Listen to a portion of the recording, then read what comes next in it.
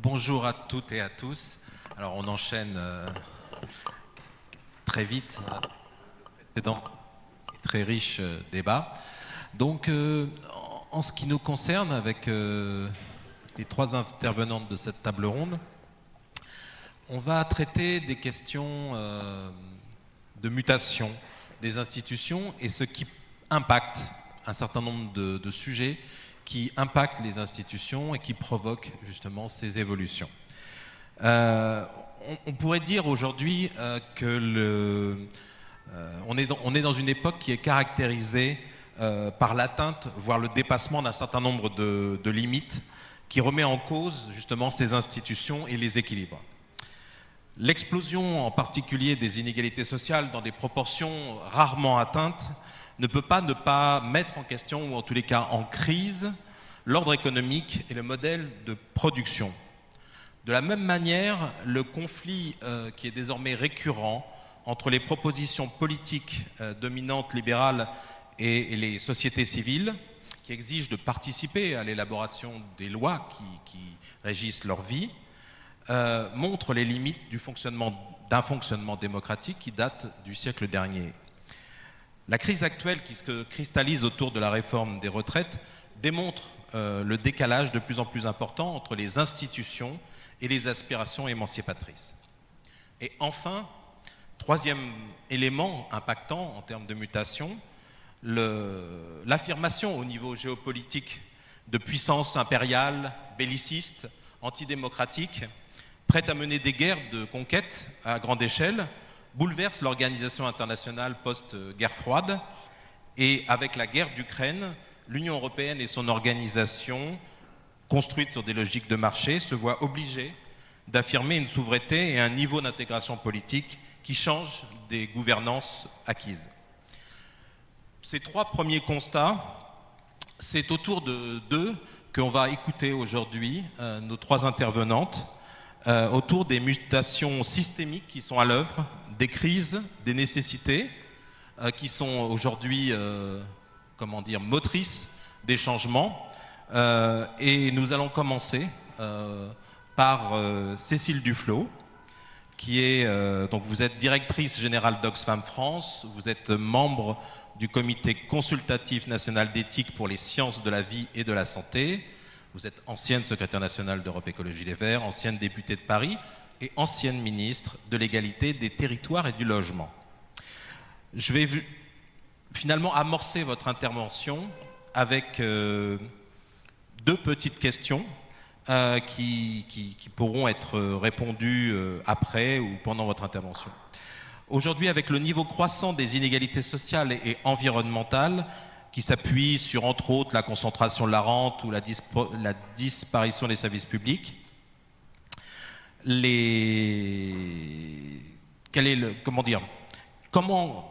Comment ce niveau croissant d'inégalité impacte les changements profonds dans notre modèle et dans les choix politiques des gouvernants? Et la deuxième question que j'aimerais vous poser, c'est comment pouvons-nous concilier cette urgence sociale et environnementale et les processus institutionnels d'évolution des textes fondamentaux sans fracturer la démocratie, mais au contraire en lui redonnant une nouvelle vigueur. Je vous laisse la parole. C'est bon ? C'est bon comme ça ? Voilà, parfait. En 1 minute 30 ou 45 ? En 20 minutes. D'abord, bonjour à tous, merci beaucoup de cette invitation et merci beaucoup du thème de cette table ronde, parce que je pense qu'en fait on est vraiment au creux et au nœud de la difficulté. C'est-à-dire le croisement de ces deux inégalités, les inégalités sociales et les inégalités environnementales, et la question de la manière d'y répondre. Alors moi j'aime bien pouvoir dire de manière assez brutale que on est dans un moment, et on le sent je pense tous confusément, où on a énormément besoin de politique. Évidemment si on se retourne, alors c'est peut-être mon statut de ancienne là, je cumule beaucoup de statuts d'anciens, mais il y a environ 10 ans, on pouvait parler de la mort du politique, en disant que les choses se décidaient ailleurs, qu'il y avait une sorte de transversalité, qu'il y avait un primat donné à l'économique. on voit bien qu'avec la crise écologique d'une part, et deuxièmement avec un moment dont on n'a pas encore, à mon avis, digéré complètement les impacts, qui est celui de la pandémie, on est obligé d'intégrer cette nécessité d'une organisation collective. À part quelques rares exceptions, et encore même tout seul, ils ne réussiraient pas à le faire marcher, encore moins s'ils sont dans le coma, la pandémie nous a montré que la réponse sanitaire d'ampleur, elle ne pouvait être que collective. Chacun ne peut pas avoir une salle de réanimation dans son sous-sol, ça ne marche pas. Cette logique d'autonomie, d'individualisation, c'est confronté, c'est fracassé sur une dimension collective, d'une nécessité d'une réponse collective très forte. Le deuxième élément important, je crois, qui du coup nous fait penser différemment la réponse écologique et la question de penser sa réponse démocratique à un périmètre plus large, c'est que probablement la pandémie est la première expérience collective de terrien, celle qui va faire naître une conscience collective de terrien, parce que au même moment, sur quelques semaines, nous avons eu quasiment tous les habitants de la planète le même risque, un risque personnel, biologique, celui d'être contaminé par un virus, le même, qui attaquait le même corps biologique, celui de l'être humain. Et la deuxième chose, c'est une expérience sociale assez similaire, que ce soit celle du confinement, même si ça n'est pas du tout la même chose d'être confiné dans un bidonville au Brésil ou dans une maison avec un jardin et une piscine en France, c'est certain, mais quand même il y a une logique, de la même manière que pendant quelques semaines, il y a eu près des 3/4 des enfants sur l'ensemble de la planète Terre qui étaient chassés de leurs écoles par le confinement, c'est-à-dire qu'ils n'avaient pas le droit d'aller à l'école, et les 3/4 des enfants scolarisés dans le monde ont vécu la même expérience. Donc cette conscience de terrien, elle est finalement à mettre en parallèle avec la nécessité d'une réponse planétaire à la crise écologique. Et c'est là où on a une difficulté, qui d'ailleurs est une difficulté que les démocraties ont souvent utilisée comme une tentative d'évitement. On l'entend quasiment tous les jours. Oui, mais enfin, bon, tant que les Chinois ou les Américains, bref, ce qu'on fait, ça ne sert à rien. Donc c'est finalement assez confortable de faire reporter sur d'autres cette responsabilité. Donc c'est vrai que ça pose la question de la réponse internationale, et ce d'autant que, après la célébration d'un accord majeur comme a été l'accord de Paris, ce qu'on a pu constater, c'est que l'intégralité des pays qui l'avaient signé ne le respectaient pas 2 ans après. L'intégralité des pays. Donc quel sens a un accord qui n'est pas respecté et pour lequel il n'y a pas d'opposabilité, c'est-à-dire que juridiquement, il n'y a aucun lieu où on peut poser de façon juridique, et le débat est obligé, les États qui ont signé, à s'en tenir à leurs obligations. L'autre élément, c'est que cette crise écologique et cette crise climatique qui nécessiterait une réponse planétaire, elle s'accompagne d'une double inégalité.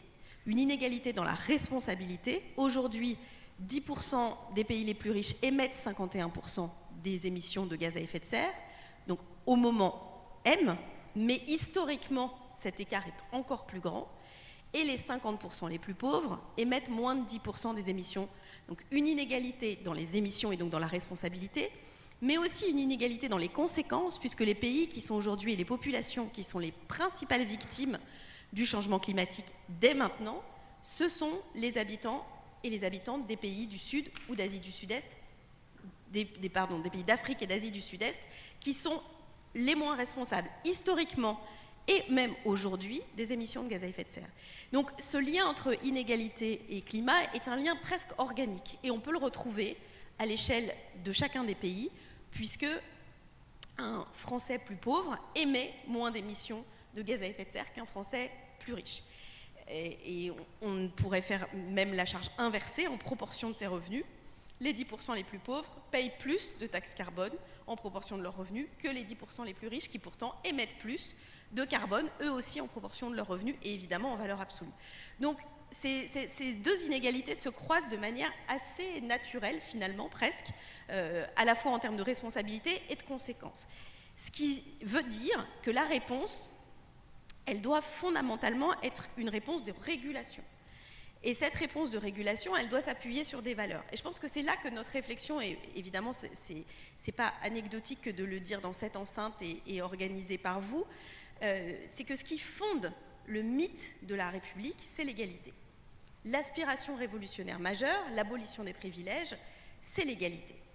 C'est d'ailleurs l'égalité qui a été un des moteurs de la naissance de l'organisation que je dirige, Oxfam France, revue donc dans les années 80, à un moment un peu particulier, c'est le bicentenaire de la Révolution française, et le président de la République d'alors, François Mitterrand, décide d'organiser un G7, donc un sommet des 7 pays les plus riches, au sommet de l'Arche de la Défense qui vient juste d'être construite. À ce moment-là, un certain nombre d'organisations et de personnalités disent que 200 ans après, l'idéal révolutionnaire, c'est probablement un idéal d'égalité entre le nord et le sud de la planète, et qu'en conséquence de quoi, ils trouvent qu'un sommet des 7 pays les plus riches, c'est un peu à côté de la plaque, et ils organisent à Lyon un contre-sommet des 7 pays parmi les plus pauvres de la planète. Voilà l'acte de naissance de ce qui deviendra aujourd'hui Oxfam France. Et je pense que c'est très important de remettre justement, avant de parler de la hiérarchie et de l'organisation démocratique, de se dire quel est l'horizon, quelle est la valeur qui fonde cette organisation.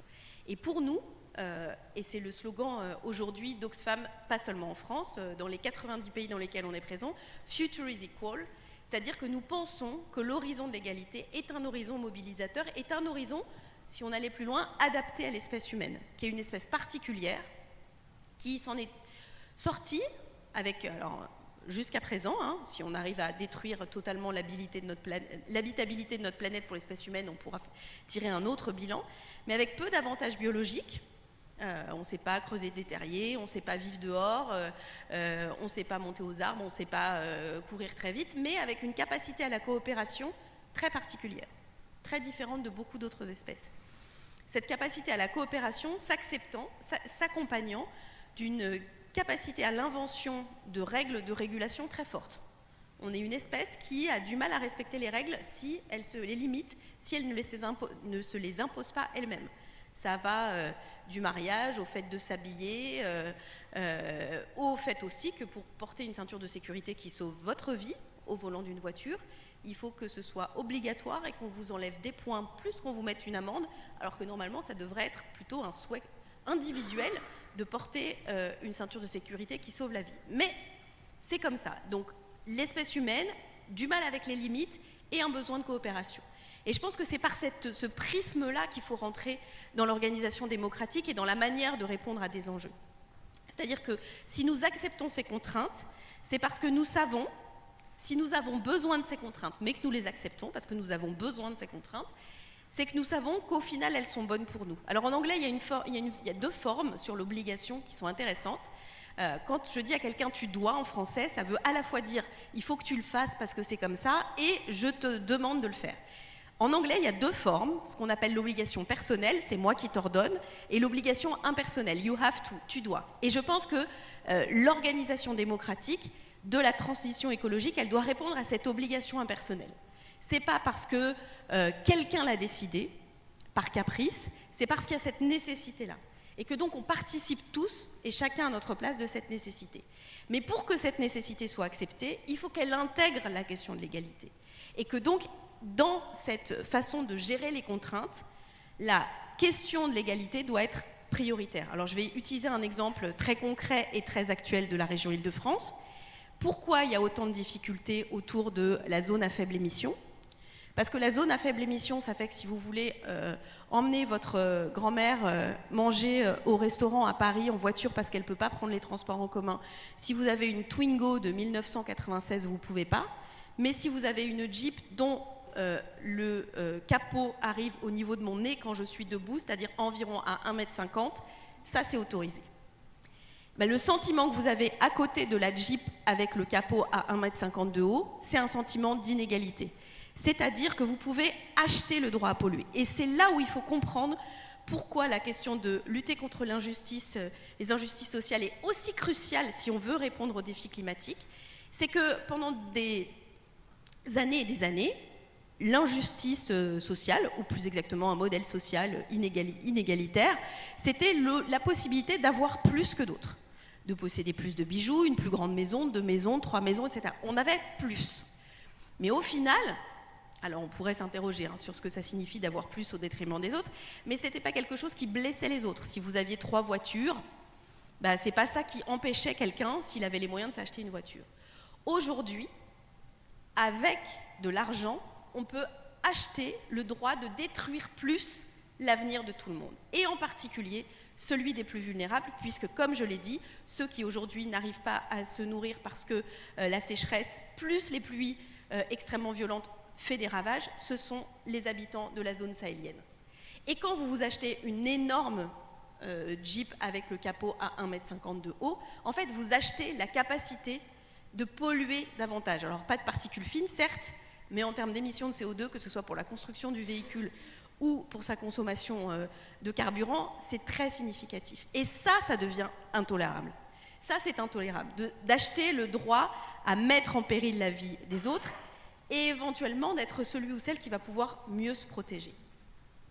Et je pense que c'est ça qu'il faut comprendre si on veut se dire que l'exercice institutionnel de la réponse doit se faire en ayant intégré ce paramètre-là. Je pense qu'il n'y a pas d'horizon ni de réponse. Alors c'est un débat qui a déchiré pendant longtemps les écologistes sur une vision autoritaire, sur la nécessité d'avoir une sorte de dictature éclairée écologiste qui permettrait d'être à l'échelle du problème.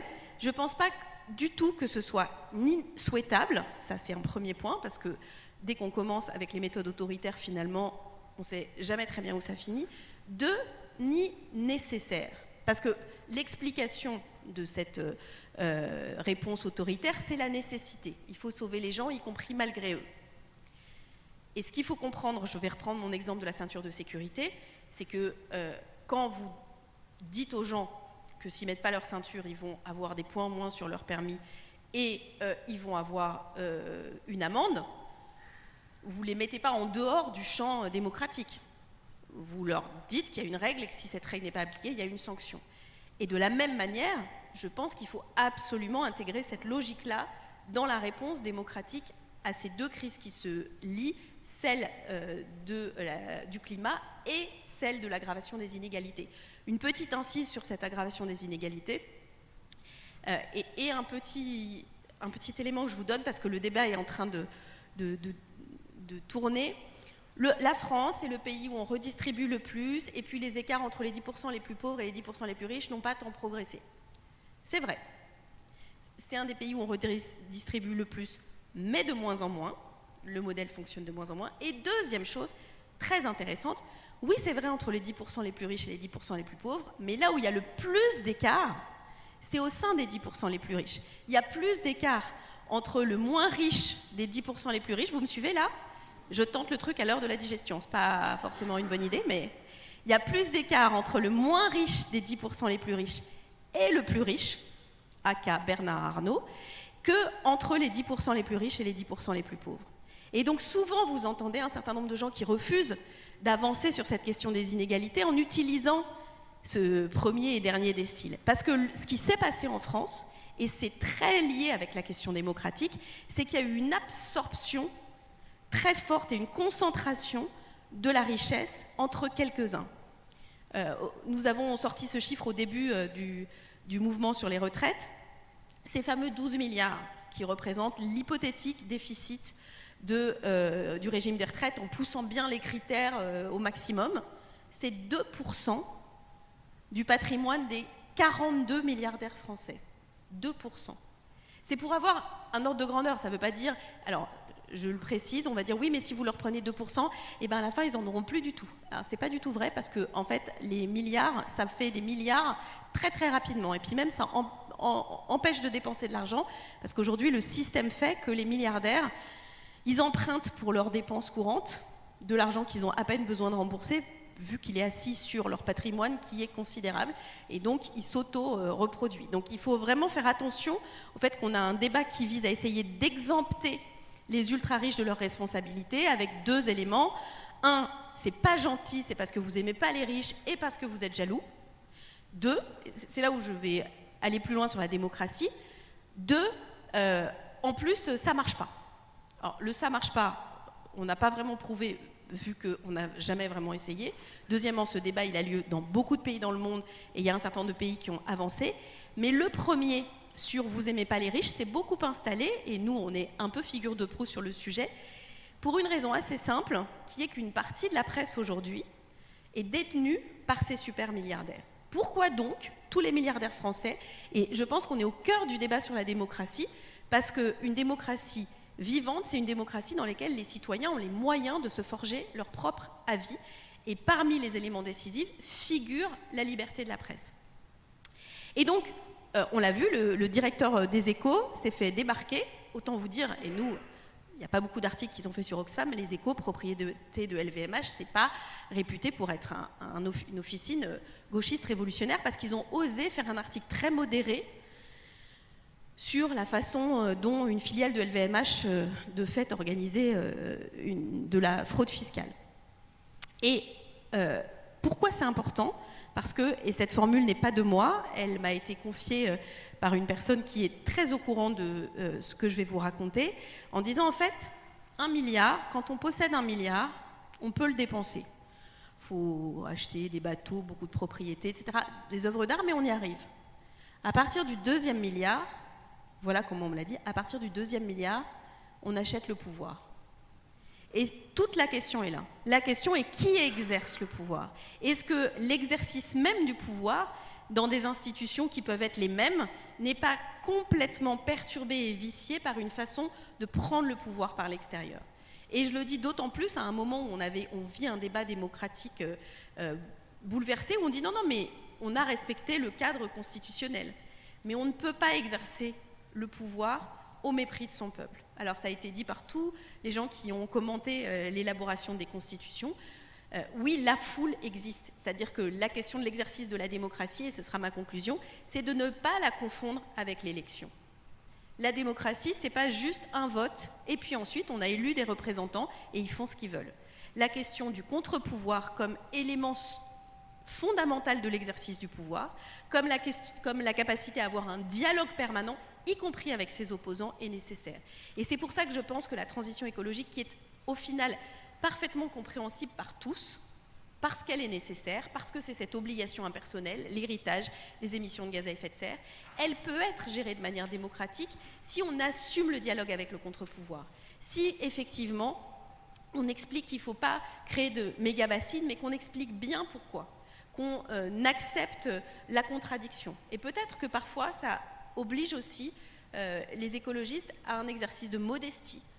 C'est pas parce qu'on l'a dit depuis 20 ans qu'on est légitime pour le mettre en œuvre aujourd'hui. Je le dis parce que la mise en œuvre, la capacité à déployer des politiques publiques, à créer ce dialogue, ça nécessite qu'on accepte aussi de se laisser interpeller par des gens qui ne sont pas d'accord. Et deuxième point, et c'est pour ça que je pense que la démocratie et la République sont le bon cadre si on remet la question de l'égalité comme horizon, c'est parce qu'on a besoin d'un peu d'apaisement. Si on met en œuvre un vrai projet qui nous permet de rester sous les 2 degrés, je le dis parce que le dernier rapport du GIEC qui a été publié il y a quelques jours, il montre qu'il y a des pistes techniques, technologiques, financières tout à fait acceptables. Ce sera un changement extrêmement compliqué qui passera par des deuils. C'est-à-dire la perte de choses auxquelles on avait l'habitude, de choses qu'on aimait bien. Et qu'on ne peut pas juste dire aux gens, bah, c'est comme ça, c'est pas autrement, et puis vous aviez qu'à pas déconner avant. C'est pas possible de faire comme ça. Et je pense que là, il y a une interrogation sur l'exercice même du pouvoir et sur le fait d'accompagner un processus qui est un processus compliqué et douloureux.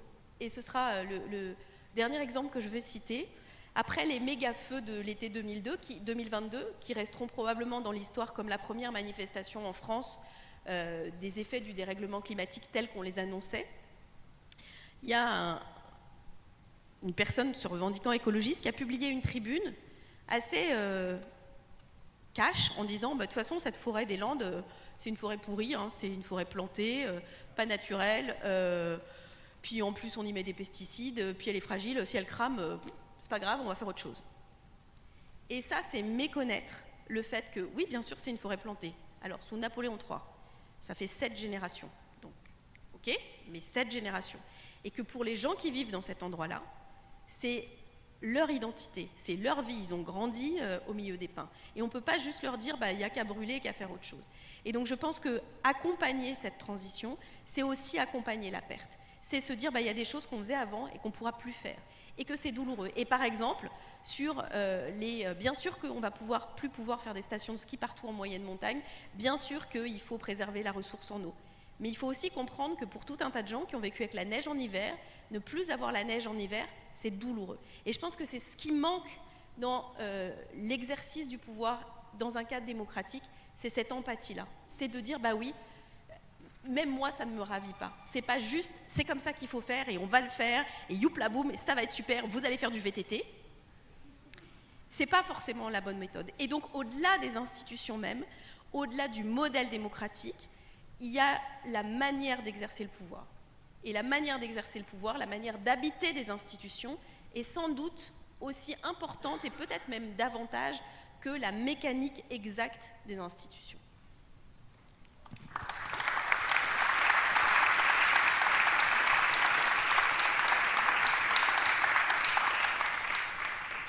Merci Cécile de nous avoir montré que le courage politique était au cœur de la situation et qu'il sera nécessaire de le mobiliser pour pouvoir effectuer les changements auxquels on est confronté. On va d'une certaine manière rester dans les mutations, mais c'est toi, Chloé, on va rester dans les mutations, mais on va dézoomer un peu, on va aborder un peu les questions finalement à un niveau européen. Donc Chloé Ridel, donc vous êtes directrice adjointe de l'Institut Rousseau, vous êtes une spécialiste des questions européennes. Vous avez récemment rejoint le Parti socialiste comme l'une de ses porte-paroles et vous avez fait paraître il y a quelques mois un ouvrage sur le tournant européen que représente la guerre d'Ukraine intitulé « D'une guerre à l'autre, l'Europe face à son destin ». Alors, vous avez dit à un moment donné concernant la République écologique que pour vous ce serait un monde dans lequel on vivrait mieux, une société qui ne serait plus contre l'être humain. À l'aune de vos récents travaux sur le conflit ukrainien, qui, dites-vous, remet en cause notre perception du monde et qui place les Européens face à leur destin, comment voyez-vous les interactions entre les crises structurelles que traverse la France et les mutations qu'engendre l'exigence de souveraineté européenne ? Merci beaucoup et merci au sénateur Daniel Breuiller d'avoir organisé cette réunion, cette journée de colloque avec Claire. C'est très précieux d'avoir des espaces de débat et de réflexion comme celui-ci. Alors moi, la question que je voulais me poser aujourd'hui, c'est la suivante. Que peut l'Europe, en tant que communauté politique, mais ensemble de règles aussi et d'institutions, face à la crise écologique ? Parce que pendant longtemps, on a répondu à cette question de façon un peu paresseuse, en disant l'Europe est la bonne échelle, la bifurcation écologique dans un seul pays, ça n'est pas possible, et donc l'Europe.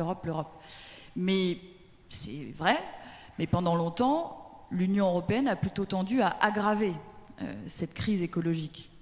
C'est en Europe, on le sait, que la doctrine cartésienne a pris forme, maître et possesseur de la nature, et puis plus récemment, dans les années 80, à la fin des années 80, c'est l'Europe et l'Union européenne qui a donné cette impulsion au grand mouvement de libéralisation des échanges au niveau mondial, en inventant en son sein un grand marché qui a libéralisé tous les flux de biens, de services, de capitaux, sans au préalable harmoniser un ensemble de règles sociales et environnementales à un niveau suffisant. Et en faisant ça, c'est de l'Europe qu'est partie la course vers le bas des normes environnementales, sociales et fiscales à l'échelle mondiale. Par exemple, sur l'impôt sur les sociétés, au début des années 90, la moyenne européenne de l'impôt sur les sociétés était à 33%, et en 2017, elle était tombée à 23%, en cela inférieure à la moyenne mondiale. Donc c'est quand même l'Union européenne qui a donné cette impulsion à, si vous voulez, une mondialisation libérale que nous avons connue et qui a aggravé non seulement les inégalités sociales, mais également la crise écologique. C'est aussi l'Europe qui a impulsé notamment des institutions comme l'OMC, avant le GATT, qui ont fait de l'objectif de garantir des prix bas pour le consommateur l'alpha et l'oméga de toute politique commerciale et de toute notre politique du marché intérieur, et ont considéré que toutes les normes environnementales qui consistaient à lutter contre la pollution, par exemple, pouvaient constituer des entraves au libre commerce. Et ça, c'est quelque chose qu'on a mis dès les années 90 dans les traités de l'OMC, par exemple. Donc, si vous preniez des mesures de lutte contre la pollution pour limiter la circulation des camions sur certaines autoroutes, ou si vous demandiez à une entreprise qui exportait sur votre marché des bouteilles de prévoir des consignes obligatoires, etc., ça, on vous disait non, vous n'avez pas le droit, parce que c'est une entrave au libre commerce. Donc, c'est l'Europe aussi qui a impulsé ce type de règles. Mais je remarque aussi que c'est en Europe peut-être qu'existe le plus d'énergie aujourd'hui, mais même depuis des dizaines d'années, en faveur de l'écologie. J'aime à rappeler que c'est l'Europe qui a été particulièrement motrice pour, par exemple, l'adoption du traité qui a conduit à l'adoption du protocole de Kyoto en 1997, qui depuis donne lieu à l'organisation tous les ans des COP, que c'est en Europe qu'a été inventé le fameux GIEC, en 1988, en 1988, pardon, et qui avait été créé donc par un Suédois, que c'est en Europe qu'a été créé le Club de Rome en 1968 cette fois, que ce même Club de Rome a été présidé par des Européens jusque dans les années 2000, et puis que c'est en Europe aussi qu'il y a le plus d'ONG environnementales. Je crois que nous en avons à peu près 70. Et à titre de comparaison, vous en avez 2 en Chine et 6 en Inde. Donc l'Europe concentre énormément d'énergie aujourd'hui pour penser la façon dont on peut faire face à la crise écologique. Et pour répondre à cette question, je crois qu'il faut se poser une double... Il faut essayer de regarder les choses sous 2 angles. Il faut se poser la question de ce que l'Europe peut faire pour elle-même et de ce que l'Europe peut faire pour le monde. Ce que l'Europe peut faire pour elle-même en interne, c'est d'abord réorganiser la façon dont elle a construit son marché. Puisqu'on a bien compris que la racine du mal, elle est là. Ce marché, il est subordonné à un objectif qui est celui de la concurrence libre et non faussée et qui prédomine l'ensemble des autres objectifs, à commencer par effectivement la justice environnementale, la justice sociale. Donc aujourd'hui, il faut réformer ce marché, abandonner le culte du consommateur qui oublie tout à fait que le consommateur c'est aussi un être vivant dont la survie dépend du respect des limites planétaires. Et pour vous donner un exemple, aujourd'hui, au nom de cette concurrence libre et non faussée au sein du marché européen, on n'a pas le droit, par exemple, de favoriser les circuits courts en appliquant des taux de TVA réduits à des salades qui seraient produites à 10 km de chez vous versus des salades que vous importeriez de Pologne. Donc ça, c'est une absurdité. Mais c'est quelque chose qui est encore aujourd'hui interdit par le droit européen. La bonne nouvelle, c'est qu'on revient progressivement, et je crois que l'Europe, singulièrement depuis la pandémie, Cécile l'a rappelé, qui était une expérience véritablement planétaire et partagée par tous. Cette pandémie, elle a remis en question un certain nombre de dogmes, elle a freiné l'expansion du commerce international qui progressivement se régionalise, et puis elle a généré tout un ensemble de prises de conscience. Et puis il y a cette guerre d'Ukraine aussi qui nous amène à comprendre qu'il n'est pas possible que l'Europe perdure dans une sorte de dépendance tous azimuts, aux États-Unis pour sa sécurité, à la Chine pour ses débouchés industriels, à la Russie pour son énergie. Donc l'Europe fait de l'autonomie stratégique une de ses priorités et est contrainte à changer et à bouger et à se réformer.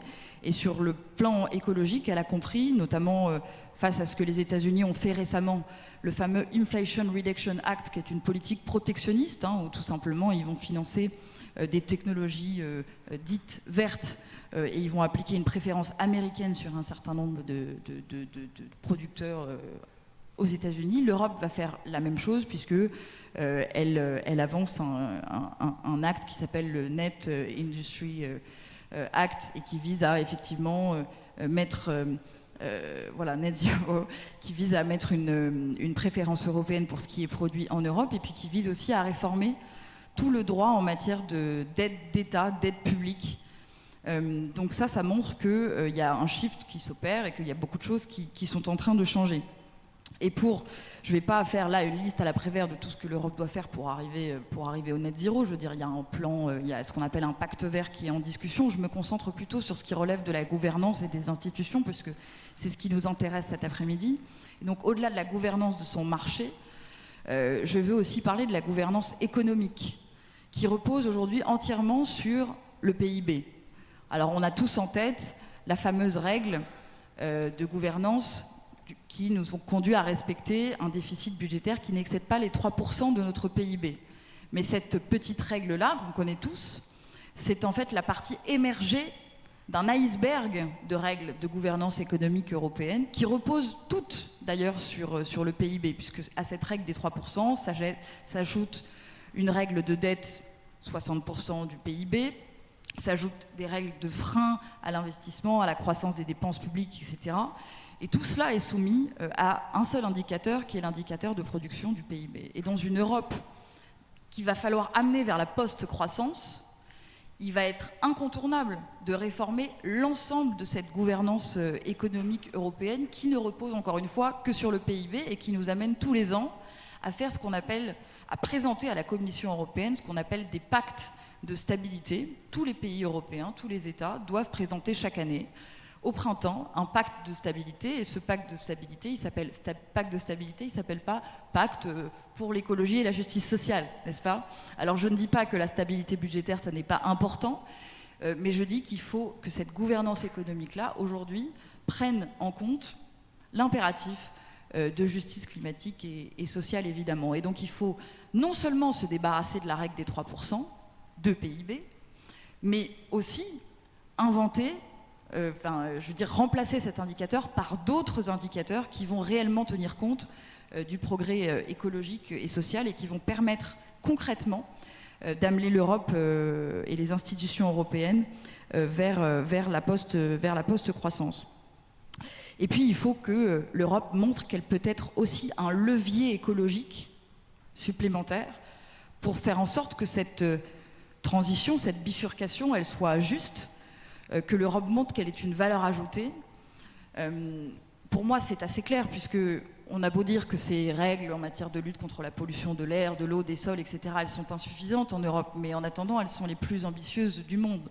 Donc on voit bien que sans l'Europe, des pays comme, je sais pas moi, la Pologne, la République tchèque, la Slovénie n'iraient pas vers des règles écologiques aussi ambitieuses que ce que leur impose aujourd'hui l'Union européenne. Donc l'Union européenne, c'est vraiment un levier, je crois, écologique très important. Et ça peut être aussi un levier financier pour garantir que les régions qui seront demain les plus touchées, du fait de la bifurcation écologique et du fait qu'on va devoir réorienter tout un pan de notre économie. Par exemple, l'Allemagne, il faut qu'elle change radicalement de modèle, il faut qu'elle sorte d'une économie exportatrice dont les exportations sont essentiellement centrées sur la production de voitures et de produits chimiques.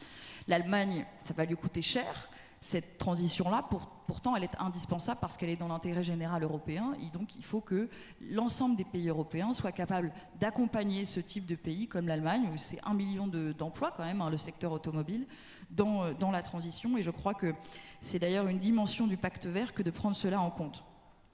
Donc ça, c'est ce que je voulais dire rapidement, et c'est une synthèse parce qu'il y aurait beaucoup d'autres choses à dire sur ce que l'Europe peut faire pour elle-même, les règles qu'elle peut changer, les règles de son marché et de sa gouvernance économique pour faire face à la crise écologique. Mais l'Europe peut aussi faire beaucoup pour l'écologie mondiale, et elle, non seulement elle peut, mais elle doit.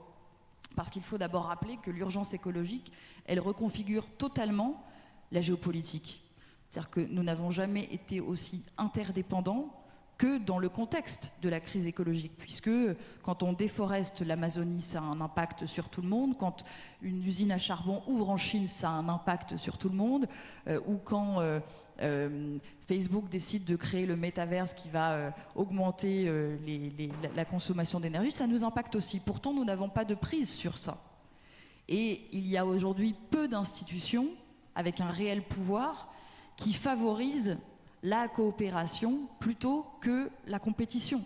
Et il n'y a aucune grande puissance aujourd'hui dans le monde qui porte ce discours de la coopération nécessaire et urgente face à ces problèmes communs et mondiaux. À la place, vous avez une guerre froide qui s'installe, enfin qui est déjà bien installée entre les États-Unis et la Chine. Vous avez un Joe Biden qui répétait au G20 de Bali en novembre qu'il ne recherchait pas, je cite, le conflit avec la Chine, mais la compétition, comme si l'une ne menait pas à l'autre. Aujourd'hui, nous n'avons pas besoin de compétition entre puissances, nous avons besoin de coopération. Et donc c'est la responsabilité de l'Europe que de mettre tout son poids dans la balance pour freiner cette compétition qui nous mène à un monde à plus 4 degrés de réchauffement à la fin du siècle. Ça, je pense qu'il faut le dire et le répéter, c'est très clair. Et je pense qu'il faut incarner il faut que cette Europe, elle incarne une autre vision de la puissance. On dit souvent il faut que l'Europe devienne une puissance, etc. Je suis la première à le dire. Mais cette puissance, ça n'est pas une puissance sûre. C'est un pouvoir d'agir. C'est-à-dire que ça n'est pas une puissance au sens où on l'a longtemps entendu, c'est-à-dire comme une capacité à dominer. Non. La puissance, c'est une capacité à agir. Et je crois qu'il faut prendre conscience que la volonté de toute puissance, qui semble être celle des États-Unis, mais de la Chine et de plein d'autres pays dans le monde, est profondément anti-écologique. Parce que, et ça m'intéresse toujours de le rappeler, en criminologie, c'est-à-dire la science qui va étudier ce qui se passe dans la tête des criminels, de ceux qui commettent des crimes, les criminels, ce sont souvent des gens qui n'ont pas d'empathie, ce qu'on appelle des psychopathes, et donc qui vont commettre des crimes par manque d'empathie. Et ce manque d'empathie est souvent lié à une volonté qui existe chez eux de toute puissance. Et la volonté de toute puissance nous aveugle et nous rend incapables d'empathie. Donc c'est la raison pour laquelle je voulais dire qu'il faut que cette Europe, justement, elle incarne une autre vision de la puissance totalement différente, qui utilise son poids, ses ressources immenses, pour installer une culture de la coopération au niveau mondial. Et pour ça, elle a plusieurs leviers pour le faire. Elle a d'abord le levier de son marché. Alors ça peut paraître étonnant que de le dire, mais si on regarde les armes dont dispose l'Europe, elle n'en a pas 36 000 à son actif, mais elle a un marché. Alors ce marché, je l'ai dit, il a été très mal construit. Pour autant, tout le monde veut y accéder à ce marché. On est le premier marché de consommateurs du monde, on est relativement plus éduqué que les autres zones de la planète, et aussi plus riche. Et donc tout le monde veut nous vendre des choses. Et jusqu'à présent, nous n'avons pas utilisé l'immense levier que cela représentait. On commence à le faire. C'est-à-dire qu'on va dire, très bien, si vous voulez nous vendre des choses, vous devez respecter un certain nombre de règles. Et donc ça, on commence à le faire. On a par exemple adopté, il y a quelques mois, un règlement sur la déforestation qui interdit l'importation sur le marché européen de tous les produits issus de la déforestation dans le monde, que ce soit du soja, du maïs, du cuir, du sucre, etc. Et ça a un impact concret, parce que ça va faire en sorte que ça va inciter à moins déforester à travers le monde. On a aussi interdit, par exemple, dans notre marché, l'importation de produits issus du travail forcé. Donc on va exporter là aussi nos normes en matière de respect des droits humains. Donc ce marché, il nous offre un pouvoir énorme de levier pour permettre de rehausser les normes environnementales, sociales, mais aussi démocratiques à l'échelle mondiale. On a aussi un pouvoir normatif très très important. Alors c'est aussi ce pouvoir dont découle le marché. On dit souvent oui, mais on caricature l'Europe, on dit mais on est bon qu'à produire des règles, etc. Mais oui, on est bon et on peut utiliser ce pouvoir. C'est un immense pouvoir. On l'a fait par exemple récemment pour réguler les réseaux sociaux, les plateformes, la désinformation sur ces plateformes.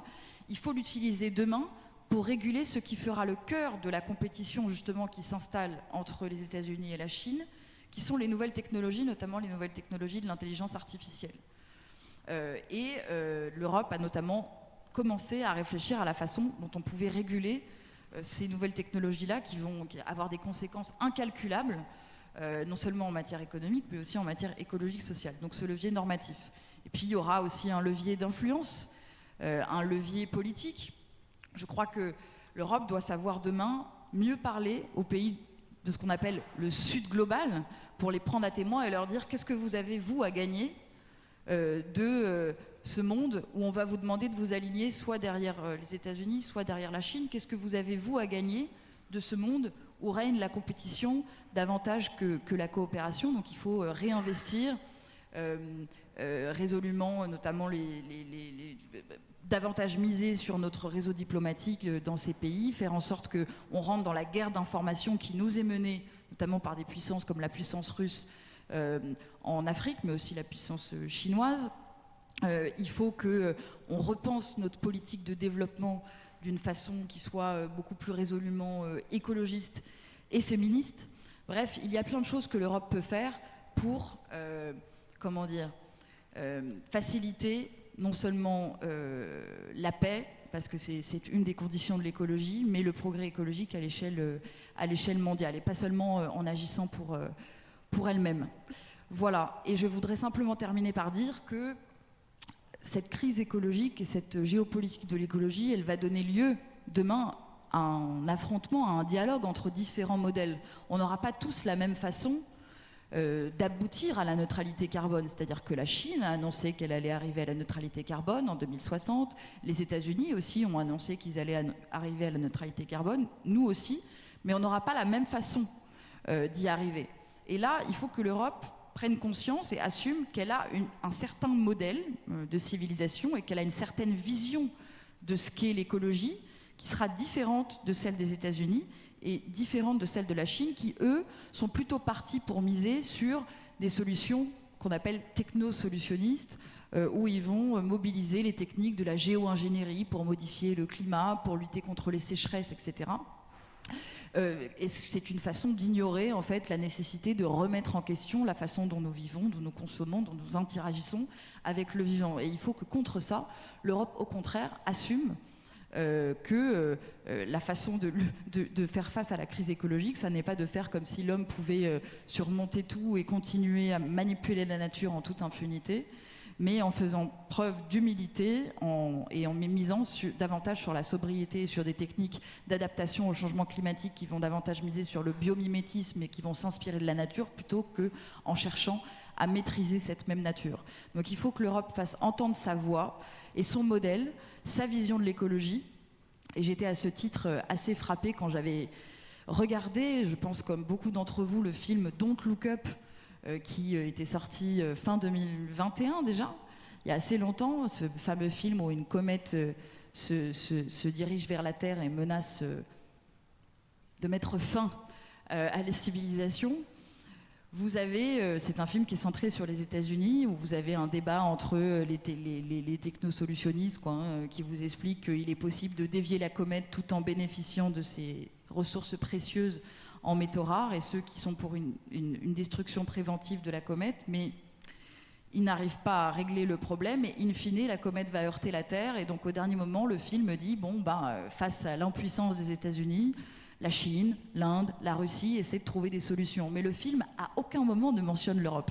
Et ça peut paraître anecdotique, mais pour un film qui prétend singer le réel, moi, ça m'a interpellée. C'est-à-dire que l'Europe est totalement absente de cette discussion dans ce film sur la façon dont on peut sauver la Terre et l'humanité. Et donc c'est là-dessus, pour le coup, qu'il faut lutter. Il faut faire entendre la voix européenne parce qu'elle a beaucoup apporté. Elle a beaucoup à apporter face à la crise écologique planétaire.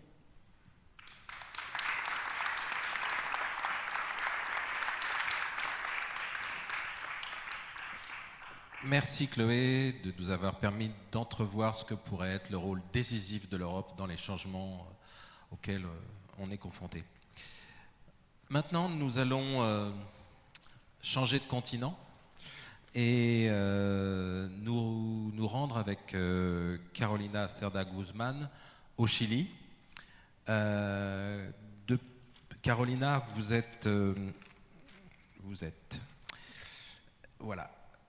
êtes maîtresse de conférences en droit public et chargée de mission relations internationales à la faculté de droit et de sciences à l'université de Bordeaux. Vous êtes spécialiste de la constitution chilienne et docteur en droit constitutionnel. Et alors justement, depuis 2020, nous suivons avec attention les différentes étapes des mutations politiques et institutionnelles au Chili, du soulèvement de 2020 après bien des années d'ultralibéralisme et d'une hausse de prix de trop, jusqu'au rejet du texte de la nouvelle constitution, en passant par l'élection d'un gouvernement d'une gauche écologiste. Et donc, nous nous demandons avec vous aujourd'hui quelle est la suite de ce processus assez inédit dans le monde, mais aussi en Amérique du Sud et aussi dans le monde. Et quels sont les enseignements qu'on peut tirer justement des différentes étapes de ce processus? Est-ce que la proposition d'une république sociale et écologique qui était dans la Constitution est arrivée trop vite? Est-ce qu'elle était trop radicale par rapport à la société chilienne à cet instant? Donc, on vous écoute là-dessus. Merci. Merci beaucoup. Alors, attendez, qu'est-ce que j'ai fait? C'était pas ça? Ah oui. Merci beaucoup pour l'invitation. Alors je ne sais pas si j'arriverai à répondre à l'ensemble de ces questions, mais en tout cas je remercie sincèrement l'occasion qui m'est donnée de revenir sur ce processus qui moi personnellement m'a énormément fascinée et qui continue à me fasciner. Parce que je pense que malgré le rejet par une majorité de 62% de non lors du référendum en septembre 2022 du projet de constitution, je pense malgré tout que l'exemple chilien, il est riche d'enseignements parce qu'il nous donne déjà presque l'occasion de toucher du doigt ce à quoi pourrait ressembler une république écologique du point de vue. Pour moi, en tant que constitutionnaliste, je trouve ça très intéressant d'avoir enfin une proposition entière composée de plusieurs articles qui nous dit voilà ce que nous on propose comme république écologique. Et je pense que malgré tout, j'essaye d'être optimiste, que l'échec aussi nous apprend beaucoup de choses. Il nous révèle les conditions qui sont nécessaires pour parvenir à un avènement effectif d'une constitution, d'une république écologique. Alors, le Chili a réussi en tout cas, le Chili est parvenu à réunir certaines de ces conditions, parce que c'est déjà un aboutissement en soi que d'arriver à un texte de cette forme.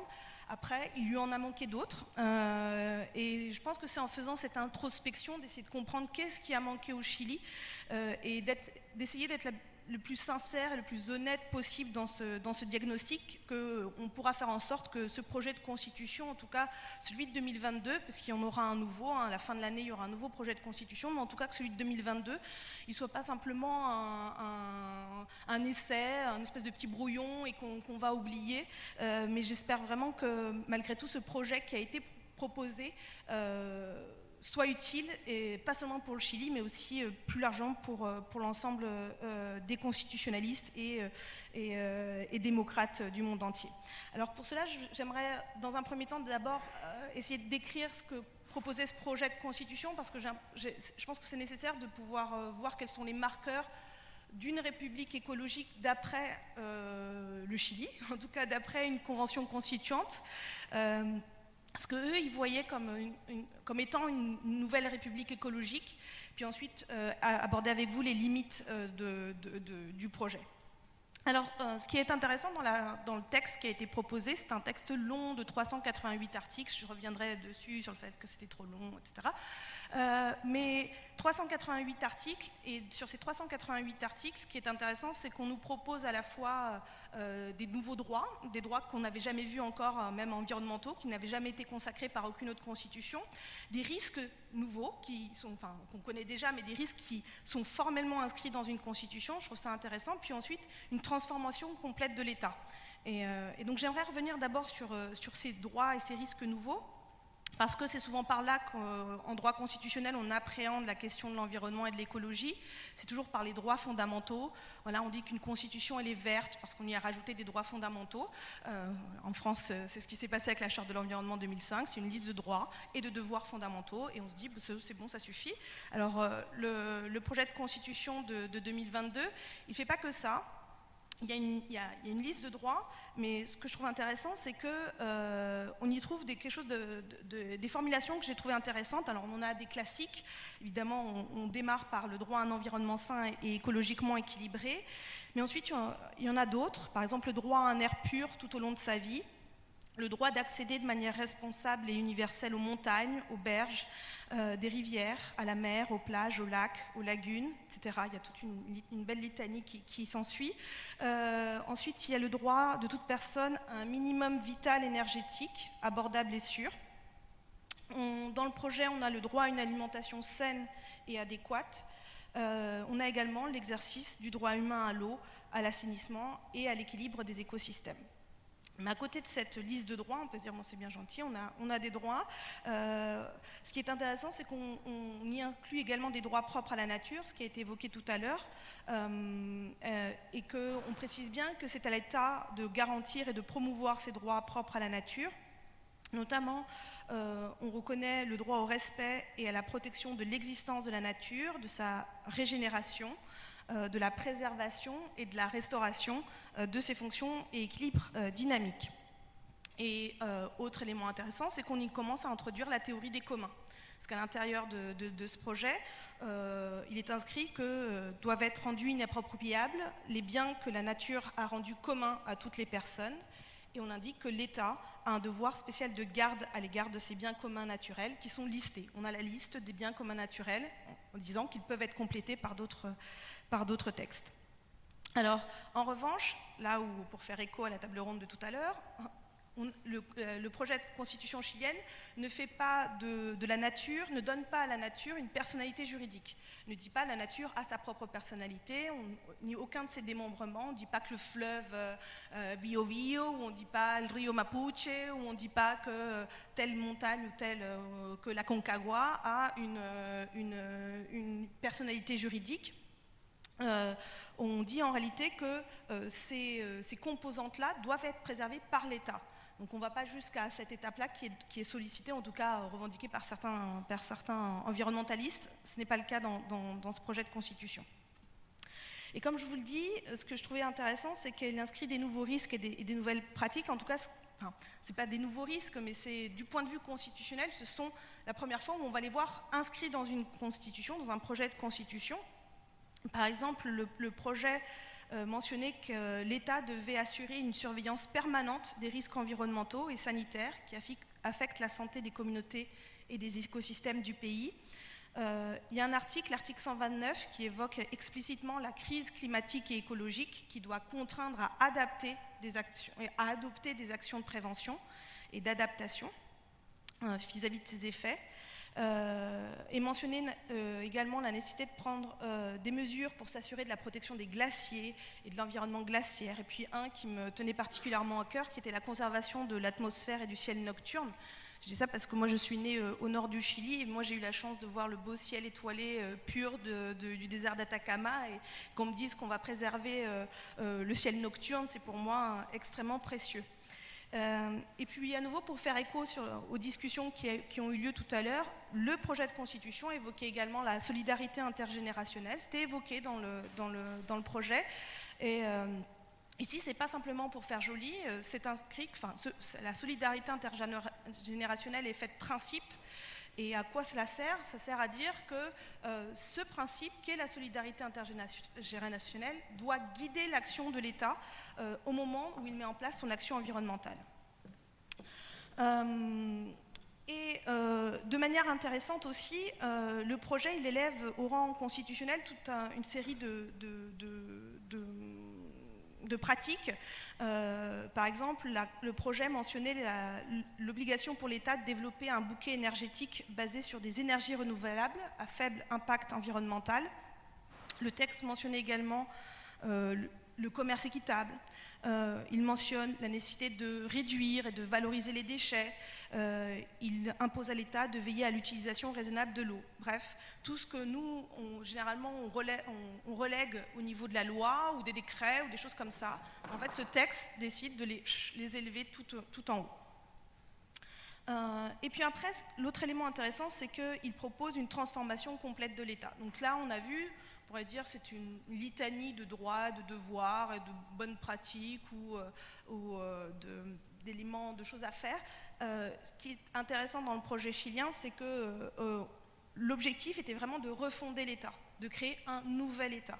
Un État dans lequel on instaurait une relation harmonieuse entre les personnes, la nature et l'organisation de la société. Et pour cela, l'idée était vraiment de repenser toutes les institutions, à commencer par l'État lui-même, à commencer par son administration. Le texte mentionnait que l'administration centrale devait être écologiquement responsable, que cela devait se découler dans chacun des services publics, y compris par exemple pour l'éducation. Le texte mentionnait la nécessité de développer chez chacun des élèves une conscience écologique. C'était vraiment formellement marqué ainsi dans le projet. Et de même, pour chacune des divisions territoriales, on leur attribuait une série de missions de protection de l'environnement, que ce soit au niveau de la région, du département, enfin de la province, parce que pas le niveau de département, mais de province ou de la commune. De même, dans ce projet, on mentionnait 2 nouvelles institutions, toutes neuves, une agence nationale de l'eau qui devait s'occuper de gérer donc, ces biens communs naturels liés à l'eau, et puis un défenseur de la nature, ce qui est assez, cette fois-ci, il n'y a pas de grande originalité, c'est des choses qu'on le retrouve au niveau régional en Amérique latine. Et autre élément, parce que c'est un sujet qui a été abordé sur la question de l'économie et le droit, ici le projet prévoyait également la nécessité d'aborder la dimension économique et la nécessité de restreindre cette liberté économique par des contraintes environnementales. Par exemple, au moment où on liste toutes les libertés, notamment la liberté d'entreprendre dans le texte, on indique que cette liberté d'entreprendre et de développer des activités économiques, et bien que cette liberté, lorsqu'elle sera exercée, doit être compatible avec la protection de la nature, ce qui doit être ensuite combiné avec un autre article que je trouve particulièrement intéressant, qui est celui qui précisait la fonction de la propriété, ce qu'est une propriété et ce qu'est une propriété privée. Et bien ce projet de constitution indiquait que la propriété, elle a certes une fonction sociale, mais elle a aussi une fonction écologique, et que de ce fait, l'exercice de cette propriété ou même l'acquisition de la propriété pouvait en être limité. Ensuite, le projet précisait également qu'il fallait mettre en place une politique de développement durable et que ceci s'appliquerait à tous les domaines et activités financières de l'État. Même des instances comme la Banque centrale, il était précisé que la Banque centrale devait prendre en compte et orienter sa politique pour permettre l'établissement d'une politique de développement durable. Et puis ensuite, le projet ciblait 3 secteurs de l'économie chilienne, qui sont propres à l'économie chilienne. Le secteur de l'énergie, où on venait restreindre la liberté à un domaine. Deuxième secteur qui est l'extraction minière, parce que ça c'est un sujet important au Chili. Et là on venait vraiment fortement limiter l'utilisation de ces ressources, parce qu'on disait que l'extraction minière devait être régulée de façon à tenir compte du caractère fini de ces ressources et à exclure certaines zones. Et enfin, troisième domaine, c'était l'exploitation maritime, avec une série d'articles relatifs à la politique portuaire. Enfin et surtout, sur ce dernier élément, la transformation de ce qu'est une république écologique d'après les Chiliens, c'est aussi surtout une démocratie environnementale. Donc on a des institutions, on a une vision de l'économie, puis on a aussi une démocratie environnementale. Je vous ai dit qu'il y avait des biens communs naturels qui devaient être gérés, préservés, gardés. Eh bien, le projet précisait de quelle manière ils devaient être gardés. Ils devaient être gardés à travers, notamment en ce qui concerne l'eau, à travers des conseils de bassin qui sont décrits. Leur composition est décrite dans tout le projet. Par exemple, il était indiqué que dans ces conseils de bassin devaient être présents au moins tous les détenteurs d'autorisation d'utilisation de cette eau, des membres de la société civile et les entités territoriales qui sont présentes dans ce bassin. Et il était bien précisé qu'aucun acteur ne pouvait obtenir le contrôle à lui seul de ce conseil de bassin, afin que les décisions puissent être prises collectivement.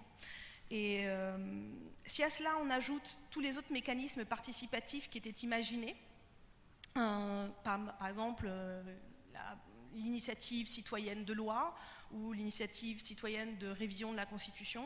Si à cela on ajoute tous les autres mécanismes participatifs qui étaient ciblés spécifiquement pour les peuples originaires, et si à cela on ajoute le fait que le projet de Constitution, il donnait pour la première fois une place centrale, vraiment au cœur du projet était avant tout la notion de parité femmes-hommes et une liste de droits spécifiques visant à protéger et à mettre en avant la perspective de genre, bien, il me semble que là, on a là pratiquement toutes les composantes de la République écologique telle qu'imaginée par ce projet. malgré tout, je suis en train de vous décrire un projet qui n'existe que sur le papier, puisque c'est un projet qui a été rejeté comme on le sait. Et j'aimerais juste, sur les minutes qui me restent, revenir sur malgré tout, comment il a pu malgré tout émerger, en tout cas d'après moi, quelles sont les conditions qui ont permis son avènement à ce texte, et ensuite peut-être les explications de son échec. Déjà, je voudrais signaler une première chose, c'est que avant d'être chilienne, je suis une constitutionnaliste, et tenir à préciser qu'il ne faut pas prendre pour exemple l'histoire constitutionnelle française, la France étant le musée des constitutions, on a beaucoup rédigé en France. Il faut bien prendre conscience que rédiger une constitution, c'est quand même pas rien dans l'histoire d'un pays, et que déjà arriver à ce moment-là de l'histoire d'un pays, c'est déjà énorme. Et en plus, le Chili, il est arrivé à ce moment clé où on se dit on écrit une nouvelle constitution, et en plus on aboutit à une constitution qui sera une république écologique. Je trouve que quand même c'est déjà pas mal. Alors bon, on n'a pas de recette magique, hein, et nous les constitutionnalistes encore moins, les processus constituants restent encore des phénomènes qu'on maîtrise assez peu en réalité. Ça peut paraître paradoxal, mais on est plutôt toujours spectateur et pas vraiment capacité d'anticiper tout ce qui va s'y réaliser. Alors, comment au Chili on ait pu en arriver? Comme cela a été dit, hein, quand on présente le Chili, on le présente avant tout par sa caractéristique économique. C'est un État néolibéral. Et c'est un État néolibéral depuis pratiquement 60 ans déjà, 50 ans. Voilà, on va fêter, c'est pas vraiment une fête, mais les 50 ans du coup d'État auront lieu cette année. Donc 50 ans d'un État néolibéral, c'est beaucoup, ça marque, ça laisse des traces. Il y a eu beaucoup de manifestations, il y a eu beaucoup de mouvements de protestation contre les effets de ce néolibéralisme, notamment au niveau des retraites, au niveau de la santé, au niveau surtout de l'éducation. Il y avait eu beaucoup de manifestations de la part des étudiants, des lycéens, les années avant cet éclatement social de cet estallido. Mais c'est là où... ce qui est intéressant, c'est que l'estallido social, donc ce mouvement d'octobre 2019, il éclate pour dire c'est vraiment tout ça. C'est tout ça, c'est tout ce système néolibéral, mais aussi tout le système politique qui a découlé de la fin de la dictature de Pinochet, que l'on veut mettre à plat.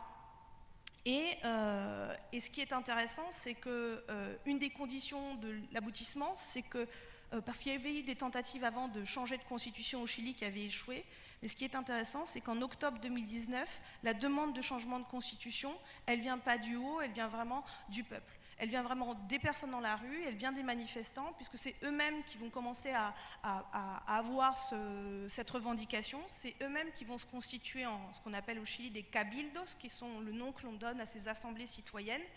Et elles vont se former de manière tout à fait spontanée. Même des clubs de foot vont en créer. Moi, mon club de foot préféré a créé son cabildo. Et il appelait aux personnes pour discuter et commencer déjà la discussion constituante avant même que ça soit anticipé par les partis politiques ou les institutions. Et ensuite, la deuxième condition, ça a été que, du fait de la persistance de cette revendication, les principaux partis politiques ont compris que, finalement, le changement de constitution était la seule issue possible pour pacifier la révolte, parce qu'il y avait une première répression très violente, ça n'avait pas apaisé la révolte, et que, finalement, c'était la seule issue possible. Ensuite, comment on en est arrivé à cette proposition-là, pourquoi écologique? Ça c'est venu de la composition de l'Assemblée, en ayant une Assemblée avec constituante qui ait laissé la part belle aux indépendants, une Assemblée paritaire, une Assemblée, alors elle n'est pas complètement citoyenne, c'était pas complètement cela l'idée, hein, ça restait dominé par certains partis politiques malgré tout, mais ça tranchait avec le système institutionnel classique, et cela a vraiment permis de proposer une façon de débattre. Et c'est ça que je voudrais moi mettre en avant, c'est que si on est arrivé à une proposition aussi peut-être radicale pour certains, c'est parce que la discussion a été radicale. C'est qu'on a abandonné l'idéologie qui était dominante au Chili jusqu'ici, qui était celle du consensus. Voilà, toujours sur des coalitions de partis, toujours sur des programmes consensuels. Là, dans cette assemblée, ce n'était pas le cas, parce que la composition elle était très différente, et donc on arrivait à ce qu'on appelle vraiment des délibérations, des positions l'une contre les autres. Alors, ça a peut-être été une des raisons de l'échec. C'est parce qu'au Chili, on n'est pas habitué. On a eu 17 ans de dictature, plus de 30 ans de concertation, donc 30 ans de consensus. Là, quand on arrive à des sujets où on débat, forcément, c'est peut-être une des explications de l'échec. Et si je pourrais encore poursuivre des minutes sur les spécificités du processus constituant chilien, j'aimerais juste prendre les dernières minutes pour peut-être évoquer la suite. La suite, pour le moment, moi je dirais que pour la suite, elle est un peu décevante. Elle est décevante sur la forme et sur le fond, en tout cas de mon point de vue. Sur la forme, pourquoi ? Parce que, alors qu'on avait une assemblée constituante directement élue pour le peuple, là ce sera une commission d'experts. C'est une commission d'experts, ça y est, elle commence à travailler. 24 experts, 12 hommes, 12 femmes, qui ont été désignés par le Parlement. Ensuite, ils vont faire un avant-projet, ils sont en train de faire cet avant-projet qu'ils vont soumettre à un conseil constitutionnel. Alors je mets des guillemets parce que c'est le nom qu'on lui a donné, mais ça n'a rien à voir avec le conseil français. Conseil constitutionnel qui lui sera élu, 50 personnes qui seront élues directement par le peuple, mais qui devra travailler à partir du projet du comité des experts. Et ensuite avec un comité de technique d'admissibilité qui va veiller à la manière dont sera élaboré. Donc pour l'instant, certes, il est prévu que soit mentionnée la question de l'environnement dans le projet final, mais que ce soit sur la forme ne laisse pas beaucoup d'espoir. Voilà.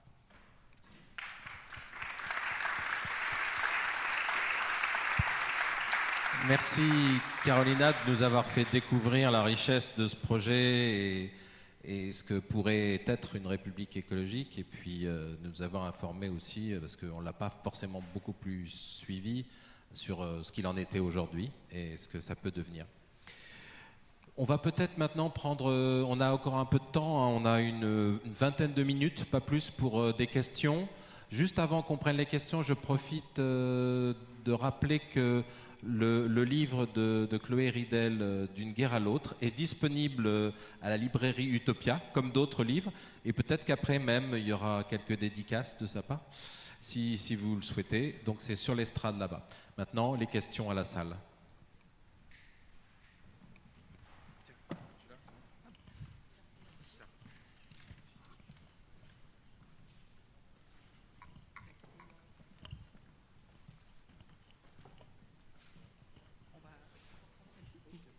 Bonjour, merci pour vos exposés. Alors j'avais d'abord un tout petit commentaire, c'est un petit commentaire sur Descartes. Il me semble parfois imprudent de citer Descartes quand il parle de la maîtrise de la nature, avec les mots tels qu'on les utilise aujourd'hui, notre langage d'aujourd'hui, nos références d'aujourd'hui. Est-ce que ça voulait dire à son époque ? Je ne suis pas sûre que ça voulait dire la même chose. Et puis sinon j'ai une question pour Cécile Duflot. Vous avez parlé de la perte et de l'accompagnement de la perte. Ça me semble un élément fondamental aujourd'hui et dont on n'entend pas parler. Et dans cette perte, il y a quelque chose que vous n'avez pas cité, mais sur laquelle j'aimerais vous entendre. C'est la perte de perspective pour les personnes qui sont de milieux... Avant, on parlait toujours de l'ascenseur social.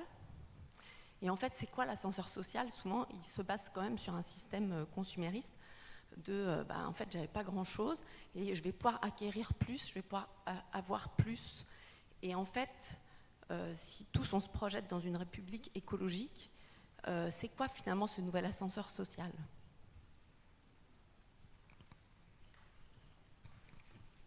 Alors, merci pour cette question, parce que je pense que justement, la question du consumérisme et du fait que son identité est très liée à ce qu'on possède, l'automobile, à ce titre, est quand même, je pense que ceux qui ont réfléchi sur la civilisation de l'automobile l'ont bien dit.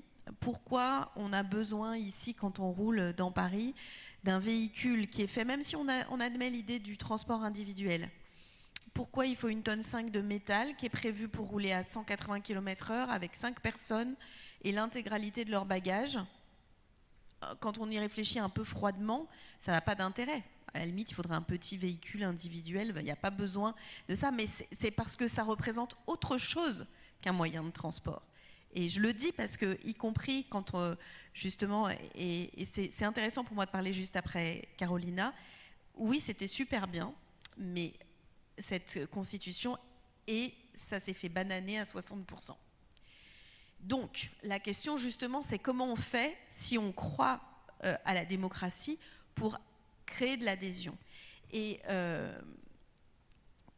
quand on accompagne le sentiment de perte d'un enfant, celui de sa maman ou de son papa, notamment quand il va à la crèche, l'outil que les enfants ont créé eux-mêmes d'ailleurs, et qu'ensuite les psychologues ont théorisé, s'appelle un objet transitionnel. C'est ce qu'on appelle communément un doudou.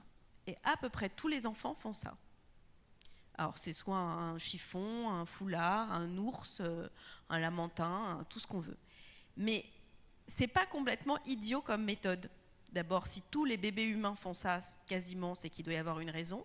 Et je pense qu'il faut faire ça avec les adultes. Et je crois d'ailleurs que si on regarde un certain nombre de nos débats actuels sur la transition écologique, il y a des doudous pour adultes. Le nucléaire, c'est un doudou pour adultes chez nous.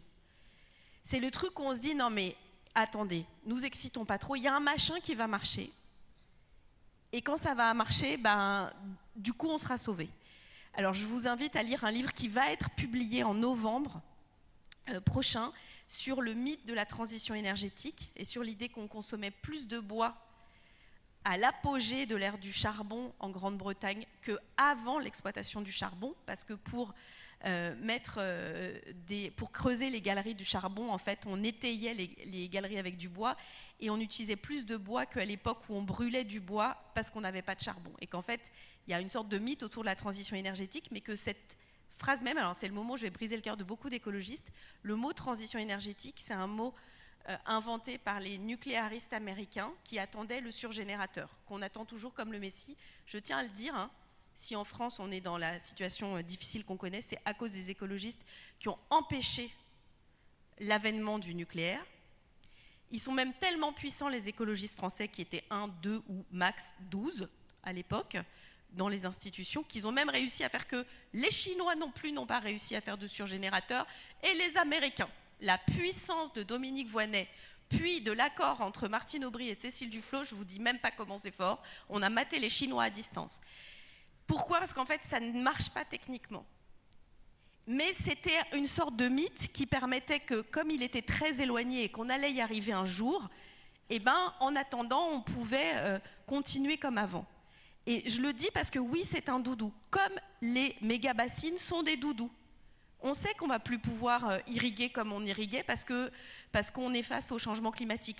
Pas grave, on n'a plus, d'ailleurs, quand on y réfléchit, c'est quand même, en termes de conception, un méga truc en plastoc avec de l'eau à ciel ouvert, c'est quand même, ça ne semble pas super rationnel, mais parce que je pense que c'est un doudou. C'est l'idée de se dire on peut garder encore un peu du truc d'avant. Et donc je pense qu'on doit accepter cette logique-là et l'organiser. De la même manière, je pense qu'une de nos difficultés, et comme on est le nez dessus, on ne s'en rend pas compte vraiment, mais le présidentialisme à la française contre lequel certains nous avaient mis en garde, on voit bien à quel point là on est dans une impasse. C'est-à-dire que le caprice d'un homme tout seul peut mettre l'ensemble d'un pays cul par-dessus tête, parce que c'est quand même ça qui nous arrive. Parce que même ceux qui se réjouissent d'une grande mobilisation sont en train de se gratter la tête en disant non mais l'autre qui est enfermé dans le cockpit là, tout seul, à un moment ça va devenir compliqué. Et étonnamment, les parlementaires, qui sont pourtant chacun individuellement libres, qui ne vivent pas sous pression, se sentent tenus même par ce système-là. Donc je crois qu'il faut enlever une partie des pouvoirs du président de la République, mais je ne crois pas, comme certains, qu'il faille complètement supprimer l'élection au scrutin universel, parce qu'on donnerait le sentiment à une grande partie de la population, si on le proposait dans une nouvelle constitution, qu'on leur enlèverait un pouvoir. Qu'avant, ils pouvaient élire le président, et là, dis donc, ça va être vachement plus démocratique, ce qui est sans doute vrai quand on y réfléchit sur un plan constitutionnel, mais qui peut être perçu justement comme étant une perte de démocratie. Donc il y a une méthode intermédiaire qui est de garder le doudou président qu'on élit, mais de lui enlever un certain nombre de compétences, notamment celle de présider le Conseil des ministres et tout un tas d'autres choses. Il y a plein d'exemples dans d'autres pays européens où ils élisent leur président au scrutin universel et qui n'a pas la toute puissance de cet empereur à durée limitée qu'est le président de la République française.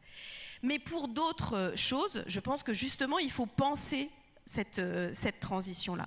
Et là où je pense qu'il ne faut pas se tromper, c'est que, et c'est une vieille fondation d'un gaulliste social très régulationniste, en l'occurrence de l'ouvrier, qui publie depuis très très longtemps des études qu'on regarde de loin en loin, mais que moi je trouve passionnantes, sur l'adhésion à l'impôt versus les services publics. En gros, une question simple, est-ce que vous préférez payer moins d'impôts et avoir moins de services publics ou payer plus d'impôts et avoir plus de services publics? Et cette adhésion à l'impôt et aux services publics est en augmentation. Parce que le patrimoine, il peut être individuel, mais il peut aussi être collectif. Et probablement une des raisons de la tension sociale actuelle, c'est à la fois qu'on enlève des choses, et augmenter l'âge de départ à la retraite, c'est enlever un patrimoine, mais qu'on dégrade les services publics. Et ce sentiment qu'on perd sur tous les fronts, c'est pas seulement une question patrimoniale. Ensuite, la dégradation des paysages, la dégradation de l'alimentation, ça aussi c'est perçu comme une perte. Et du coup, l'idée d'une transformation de ce modèle qui est bénéfique à tous, même si elle est plus bénéfique à certains qu'à d'autres, elle peut être acceptable. Mais je crois qu'il y a la nécessité je fais très attention au vocabulaire que j'utilise parce que ça a souvent été utilisé de manière quasiment commerciale, enfin politiquement commerciale, ce qu'on appelle le récit. Mais c'est de dire, voilà comment on ancre, et c'est ça que je trouve intéressant dans la réflexion autour de la Constitution chilienne, c'est qu'elle raconte une histoire. Elle dit pourquoi on fait tout ça. Elle rappelle ce que sont les biens communs. Et tout ça n'existe pas. Alors c'est là vraiment qu'il doit y avoir une réflexion en France, c'est que la Constitution française, elle raconte aussi une histoire. Elle raconte une histoire, elle raconte des valeurs. Et aujourd'hui, probablement qu'il faut faire évoluer ces valeurs-là, d'autant que, effectivement, il y a le niveau européen, mais un certain nombre de mesures de progrès écologique en France ont été censurées par le Conseil constitutionnel sous 2 raisons majeures. La première, l'égalité de tous devant l'impôt, qui empêchait de faire une fiscalité différentielle, et la deuxième, la liberté d'entreprendre. Et donc je pense que la question de faire évoluer la Constitution, en tout cas la manière dont le Conseil constitutionnel utilise un certain nombre de principes constitutionnels, parce qu'en vrai c'est très très souple, hein, le Conseil constitutionnel et le Conseil d'État, je le dis puisque Oxfam, qui fait partie de l'affaire du siècle, a montré qu'on pouvait obtenir une condamnation par un tribunal administratif pour préjudice écologique, ce que beaucoup de juristes pensaient impossible, mais je pense que là, oui, il y a un certain nombre de clés. Mais je crois qu'il faut le dire, et en fait, et c'est pour terminer, ce sentiment de perte, il faut qu'il soit dit. Il faut dire, bah ouais, il ne faut pas dire que ça va être très sympa. Et je pense que là aussi, il peut y avoir une erreur de la part de certains écologistes, de dire la vie où on va partir tous en vacances en gîte rural, puiser l'eau, puis et le reste du temps faire du vélo cargo, ça peut faire super kiffer des gens. Et à raison, ça peut être très sympa. Mais il y a des gens aussi qui, 1, peuvent ne pas trop aimer, 2, peuvent avoir le sentiment d'un retour en arrière. Il faut pas juste dire bah, c'est des cons, parce que ça ne peut pas fonctionner. Et donc l'expliquer et dire que parfois ça va demander des efforts, je pense que c'est important. Et pour finir, alors j'ai amendé mon exemple parce que ça parle qu'à moins de 50% de la population. L'être humain, c'est une espèce qui est extrêmement à l'aise avec ce qu'on appelle en mathématiques l'optimisation sous contrainte.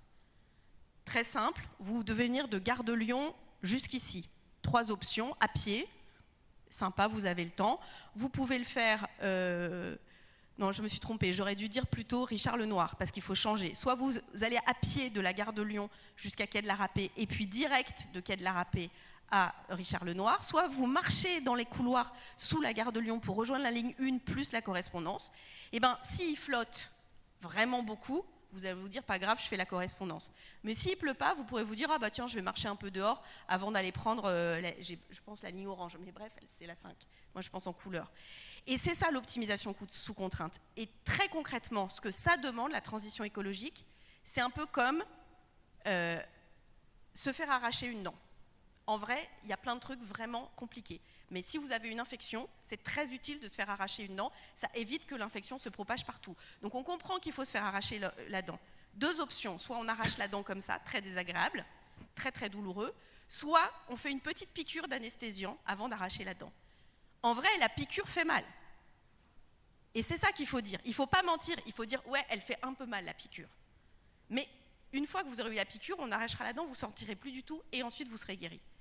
Le problème, c'est quand on dit « Non, mais c'est super chill, vous allez avoir une petite piqûre d'anesthésie, ouais, c'est trop de bonheur. » Non. Il faut dire la vérité. La petite piqûre d'anesthésiant, elle n'est pas très agréable. Mais elle évite tellement d'autres problèmes qu'elle vaut le coup. Et du coup, on accepte et presque on finit par se dire « Finalement, c'est pas si douloureux. » En gros, j'avais jamais fait de vélo, mais finalement, c'est pas si pire. Vu que plus personne ne peut rouler en voiture, que le capot arrive au niveau du nez ou au niveau des genoux. Et c'est ça, il faut qu'on arrive à expliquer la piqûre d'anesthésiant en étant aussi honnête que possible, mais en expliquant qu'une fois qu'on a enlevé la dent et qu'on a cicatrisé, là, franchement, on se sent vraiment beaucoup, beaucoup mieux. Ouh là là, merci. On va prendre 2 questions. Oui. Peut-être, je ne sais pas, peut-être une sur l'Europe et une peut-être sur le Chili, non ? Alors, une question, puisque ce débat porte sur la constitution écologique. Gérard Lévy, je suis co-responsable d'une commission nationale qui s'appelle Paix et Désarmement. Je suis conseiller municipal dans les clés sous bord minorité. Une constitution, c'est comme la déclaration des droits de l'homme et du citoyen. Elle a été nécessaire pour marquer une époque. Les hommes naissent libres et égaux en droit. Aujourd'hui, être écologiste, c'est dire qu'il y a 4 menaces. Nous sommes face au dérèglement climatique, nous sommes face à une météore hypothétique, nous sommes face à une guerre nucléaire improbable, probable, et nous sommes face à un 4e risque, c'est-à-dire la crise du Covid, c'est-à-dire un savant fou qui fait dans un laboratoire un mélange de la peste et du choléra. Donc ce qu'il faut faire, c'est ma question, est-ce qu'il est possible qu'il y ait un préambule dans la constitution écologique qui prenne en compte ces 4 risques qui sont des risques de collapsologie primaire, c'est-à-dire que à quoi sert une constitution? C'est une feuille de route qui donne la cap. Et il faudrait que le mouvement écologique fasse 1000 débats, 1000 cercles de parole pour que ces 4 risques soient mis sur la table, qui mobilisent. C'est vraiment la question de la prévention. Merci pour la question. Merci. Merci. Donc la question, on va en prendre une dernière peut-être pour Carolina, s'il y en a une. Oui, là-bas. Il y a une derrière. Et on va répondre aux 2 dernières et on aura terminé cette table ronde. Pardon, j'ai une question pour Chloé Riedel en fait, pas pour Carolina. Je pensais que la question de constitution s'adapterait peut-être plus à... Mais c'est ok. Pardon. J'ai une question. Je pars de 2 constats justement. Un réarmement au niveau mondial. Justement, on voit que le Japon a augmenté de 60% son budget militaire, qu'il y a plein d'exercices qui se passent un petit peu mondialement. On a des problèmes aussi avec la Russie et l'Ukraine. On est au courant en Europe. Et d'un 2e constat, du coup, on constate, le rapport du GIEC qui est sorti en début de semaine nous montre justement qu'on a besoin d'une certaine décroissance qu'ils appellent justement sufficiency, peut-être plus dans leur rapport. Ma question, elle est comment on établit un petit peu ce lien entre où on a une économie de guerre qui est carbonée et qui a besoin de croissance justement pour se maintenir, et derrière un besoin de décroissance et d'une décarbonisation à l'échelle européenne. Du coup, comment l'Europe peut jouer sa place tout en mettant en place une certaine décroissance ou sufficiency? Donc Chloé, je te laisse répondre et ensuite il y aura une question, une 2e question sur la Constitution pour Carolina et on terminera sur ça. Très bien organisé tout ça, merci. Je veux juste rebondir rapidement sur la question de Descartes, parce que comment Descartes arrive à dire « maître et possesseur de la nature ». Il y arrive en disant d'abord « je pense donc je suis ». C'est l'autre grande phrase de Descartes. Et ce que dit Descartes à travers cette phrase « je pense donc je suis », c'est que l'être humain est parce qu'il pense et qu'il a la faculté de penser. Et Descartes distingue le corps de l'esprit, ce qu'on appelle le dualisme. Et je vais préciser ma pensée, vous allez voir où je veux en venir. Donc il distingue le corps et l'esprit, et pour Descartes, la nature n'est qu'un corps, et donc la nature, les animaux, les végétaux ne sont que des corps inanimés, tandis que l'homme, lui, a la faculté de penser, et c'est ce qui lui permet de dominer le reste du vivant, et c'est ce qui ancre la domination humaine sur le reste du vivant. Donc c'est quand même une philosophie assez fondamentale et qui a des conséquences jusqu'à aujourd'hui, parce que c'est ce qui fonde aujourd'hui ce qu'on appelle le post-humanisme et l'idéologie transhumaniste, où on est capable de considérer que l'esprit et le corps sont deux choses différentes et que l'esprit peut continuer à vivre au-delà du corps. Je ferme cette parenthèse philosophique qui est sans doute effectivement un peu abstraite au goût de certains.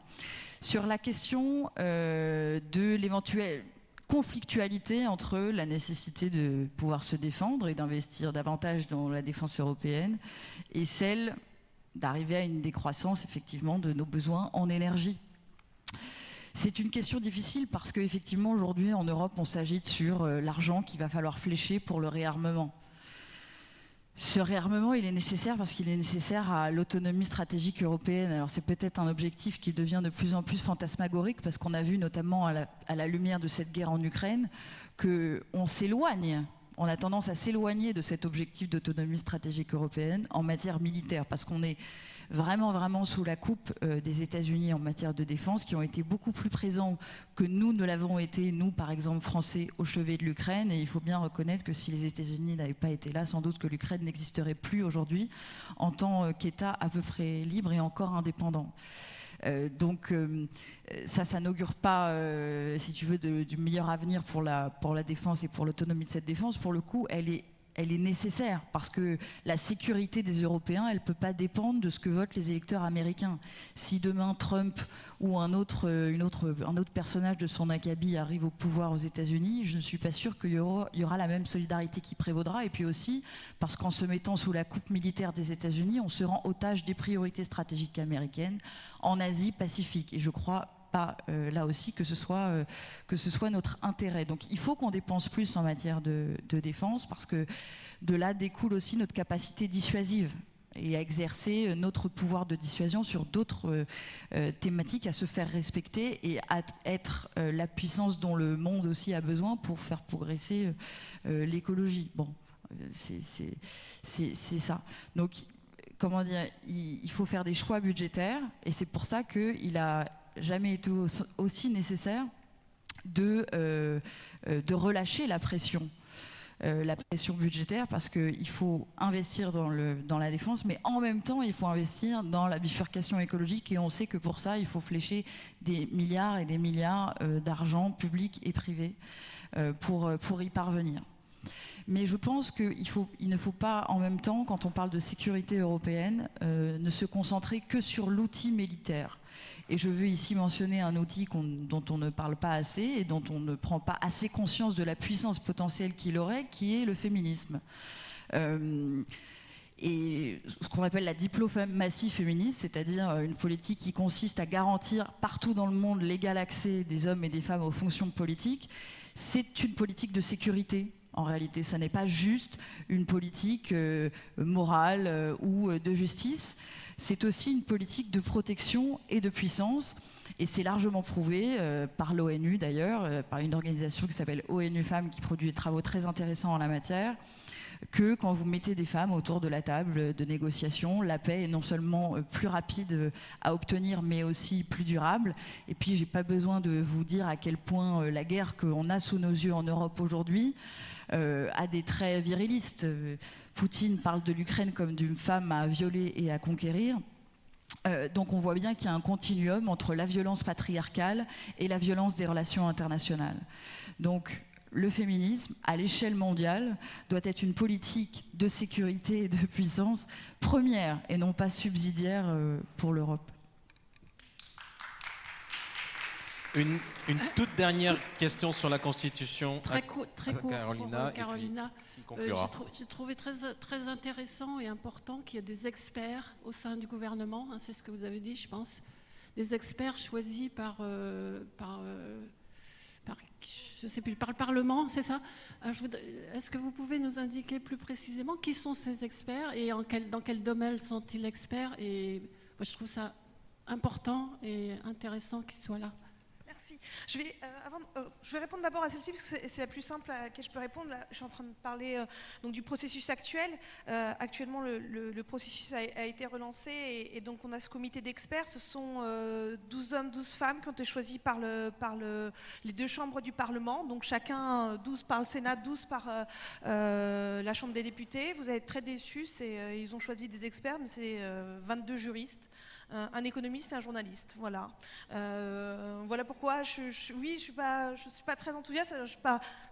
Je suis juriste, hein, donc je ne veux pas être désobligeante contre ma propre corporation, mais c'est que je pense que sur un projet sur le moment où il faut faire un avant-projet, le confier majoritairement à des juristes, c'est quand même un retour en arrière par rapport à l'avancée qu'était l'Assemblée constituante. Mais ça a été clairement le pendule qui va complètement de l'autre côté. On a eu un pendule qui a été avec une Assemblée constituante composée d'indépendants. Eh bien, on fait tout l'inverse. On retourne la chose vers l'autre côté, où on met des experts parce que sauront mieux que ces indépendants qui étaient amateurs, qui ne savaient pas de quoi ils parlaient. Enfin, là, je fais la caricature, mais c'est comme ça que sont un peu présentées les choses au Chili. Et donc pour parler du préambule des constitutions, alors ça me permettra de dire quelque chose, parce que j'ai peut-être présenté sous un trop beau jour ce projet de constitution, alors que je lui fais plein de critiques en réalité. mais pour vous dire que dans un préambule, on peut y mettre ce que l'on veut, puisque comme vous l'avez dit, le préambule, c'est l'état des lieux, enfin c'est l'idée philosophique qui prévaut au moment où on élabore une constitution. Là où je ne suis pas forcément d'accord, c'est l'idée de se dire qu'une constitution, c'est forcément un cap que l'on fixe. C'est ce qu'a voulu faire le Chili. Le Chili a fait un projet de constitution où il fixe un cap, il dit voilà ce que l'on veut atteindre, voilà ce qu'on aimerait faire. Ça, c'est une position qui n'est pas partagée par beaucoup de pays. Il y a beaucoup de pays qui n'ont pas de constitution qui fixe des caps. Les constitutions telles que le Chili sont très présentes en Amérique latine. On les appelle ça le constitutionnalisme transformateur. C'est-à-dire on dit où on veut aller. Mais le problème, et ça a été le cas dans le projet de constitution chilienne, c'est qu'on dit où on veut aller, mais on n'indique pas le chemin. On ne dit pas le chemin. Et sauf que le Chili, il part pas d'une situation basique, il part de 50 ans de néolibéralisme. Donc le chemin pour aller de là où il est maintenant, où il y a tous les services publics qui sont privatisés, où on a un droit privé à l'eau, et qu'on nous dit ça sera là-bas, on nous dépeint un chemin qui est magnifique, mais on ne nous indique pas le chemin pour y aller. Donc c'est pour ça que je suis un peu partagée, c'est que si on veut partir du principe qu'une constitution est un cap, soit, très bien, mais pensez bien au chemin à amener et pas simplement à justifier les raisons pour lesquelles il faut aller là-bas. Et un préambule va dire pourquoi il faut aller vers ce cap, mais il est important que le reste de la constitution explique comment on va aller jusqu'à ce cap. Merci Carolina, c'est une belle conclusion pour cette table ronde. Le chemin ou le doudou pour pouvoir arriver vers une république